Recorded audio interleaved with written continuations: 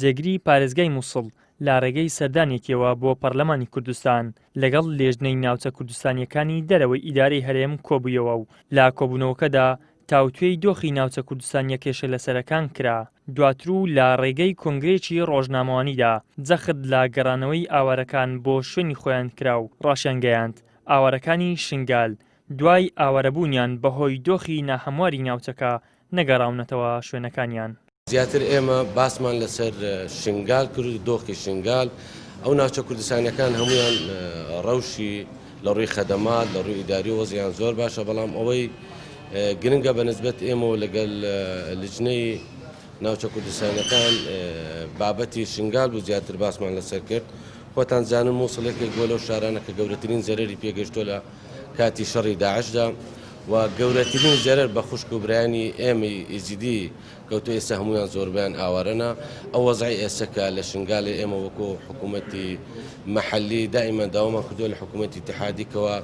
ڕەوشی سنجار هێور بکرێتەوە. ئەمنێتی ئەوێ مستەقر نییە تەبی خۆتان زانن پەکەکەی لێیە حەجی لێیە هێزەکانی جاجیای لەوێ هەیە خەڵکی شنگال کە ناگەڕێنەوە لە ترسی ئەوەیە تورکیا تۆ بارایان ئێمە داوامان وایە لە حکوومەتی تورکێشکەوە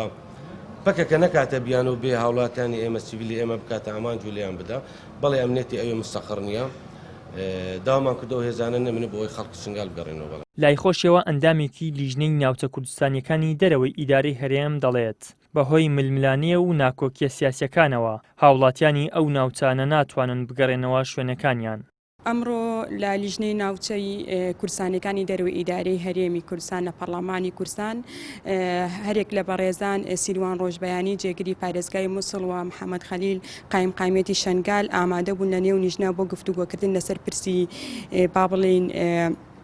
پارێزگای مووسڵ بەگشتی و دۆخی شنگال بە تایبەتی و لە هەمان کاتیشا دۆخی ناوچە کوردستانەکان بەداخەوە دەبینیرە لێرە و لەوێ بە تایبەت لە ناوچە کێشە لەسەرەکان لە هەرێمی کوردستان هەمیشە گروپە چەکدارەکان لە چالاکیدا بەردەوامن و ئەمەش دەگەڕێتەوە بۆ ئەوەی کە بەداخەوە ناوچە کوردستانەکان کە لە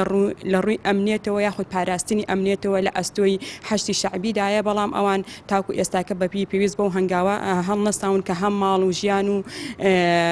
کەرامەتی با بڵێن ناوچە کێشە لەسەرەکان بەگشتی بپارێزن. دوای ڕووداوەکانی 16 ئۆکتۆبەر هاوڵاتیانی ناوچە دابڕێنراوەکان ئاوارەی شار و شارۆچکەکانی هەرێمی کوردستان بوون بەڵام تاوەکو ئێستا هیچ زەمینە سازیەک بۆ گەڕانەوەی ئاوارەکان بۆ شوێنەکانی خۆیان نەکراوە کە ئەمەش نیگەرانی لای هاوڵاتیان و ئاوارەکان دروست کردووە.